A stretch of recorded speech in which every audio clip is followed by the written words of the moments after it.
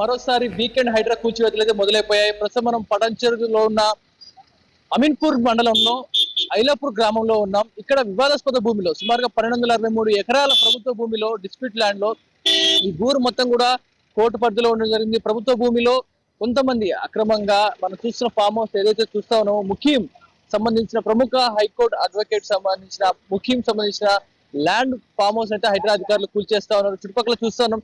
ఈ ల్యాండ్ అంతా ఏదైతే ఉందో మొత్తం కూడా తొలిచేసి మొత్తం కూడా ఫెన్సింగ్ అయితే ఏర్పాటు చేస్తా ఉన్నారు. సుమారుగా ఐలాపురం గ్రామంలో 1263 ఎకరాల ప్రభుత్వ భూమిలో ఇప్పటికే మనం చూస్తున్న ఇల్లులు ఏవైతే కనబడతా ఉన్నాయో లెఫ్ట్ సైడ్ లో మనం చూస్తున్న నివాసాలు అన్ని కూడా ఆల్రెడీ నివాసాలు ఏర్పరచుకొని అందరూ కూడా నివాసాలు ఉంటున్న నేపథ్యంలో సుమారుగా 860 ఎకరాల ప్రభుత్వ భూమిని మిగిలిన ప్రభుత్వ భూమి ఏదైతే ఉందో 863 ఎకరాల భూమి విలువ సుమారుగా 15,000 కోట్లకు పైగా ఉంటుందంటూ కూడా హైడ్రా చెప్తా ఉంది. దీని ల్యాండ్ డిస్ప్యూట్ ఏదైతే ఉందో సుమారుగా 1998 నుంచి కూడా కోర్టు అయితే స్టే ఇవ్వడం జరిగింది ఈ స్థలాలన్నింటినీ కూడా.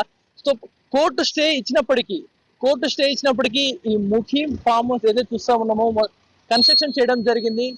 లోపల భారీ నిర్మాణాలు ఫామ్ హౌస్ గెస్ట్ హౌస్ నిర్మించుకొని లోపల బర్త్డే పార్టీలు చేయడం అలాంటివి చేస్తా ఉన్నారు. గతంలో మందకృష్ణ మాదే గారు కూడా ఈ ల్యాండ్ గురించి హైడ్రా అధికారులు ఏం చేస్తున్నారు అంటూ కూడా ఒక అంశం అయితే రైట్ గతంలో కూడా ఉన్న మందకృష్ణ మాదిక గారు కూడా ఈ ల్యాండ్ లోకి వచ్చి ప్రభుత్వం డిస్ప్యూట్ ల్యాండ్స్ ఏవైతే ఉంటో వాటిపై హైడ్రా తక్షణమే యాక్షన్ తీసుకోవాలి. ప్రభుత్వ భూములు వాటిపై డిస్ప్యూట్ ఉన్న ల్యాండ్లపై ఏకకాలంగా యాక్షన్ తీసుకొని వాటిపై చర్యలు తీసుకోవాలంటూ కూడా ఒక ప్రభుత్వానికి ఒక వినతి చేసుకోవడం జరిగింది. దాని తర్వాత హైడ్రా యాక్షన్ సుమారుగా 1000 మందికి పైగా భారీ బందోబస్తు బలగాల నడుమ హైడ్రా కూల్చివేతలు కొనసాగుతా ఉన్నాయి. చుట్టూ కూడా సుమారుగా 860 ఎకరాల భూమిని ప్రభుత్వ భూమిగా పరిగణించుకొని ఆ మొత్తం కూడా ఫెన్సింగ్ వేసిన సిచ్యువేషన్ చూస్తా ఉన్నాం. చుట్టూ కూడా ఫామ్ హౌస్ వదిలేసి మిగిలిన ల్యాండ్ ఏదైతే ఉందో దాని అంతటిని కూడా హైడ్రా అధికారులు వారి ఫెన్సింగ్ వేస్తా ఉన్నారు. మొత్తం కూడా ప్రహరీ గోడని ప్రకలించి వేసేసి అక్కడ హైడ్రాకి సంబంధించిన ఫెన్సింగ్ అయితే వేస్తా ఉన్నారు. మరి ఈ లోపల ఈ ముఖీం ఫామ్ హౌస్ ఏదైతే చెప్పుకుంటా ఉన్నామో ఈయన ప్రముఖ హైకోర్టు అడ్వకేట్ గా కూడా పనిచేస్తారు హైకోర్టులో.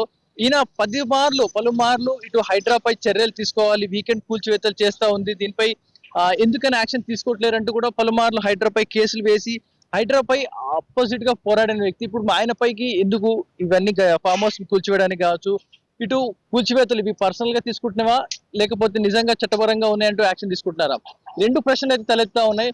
ప్రస్తుతానికి అయితే ఈ ఫామ్ హౌస్ మొత్తాన్ని కూడా కూల్చివేయడం జరిగింది. ఇదే సంబంధించిన మరొక 6 అంతస్తుల భవనం ఏదైతే ఉందో దానిపై కూడా కూల్చివేయడానికి సిద్ధంగా ఉంచారు. సుమారుగా కొంత మేరకు సమయం ఖాళీ చేయడానికి కొంత సమయం ఇవ్వడం జరిగింది.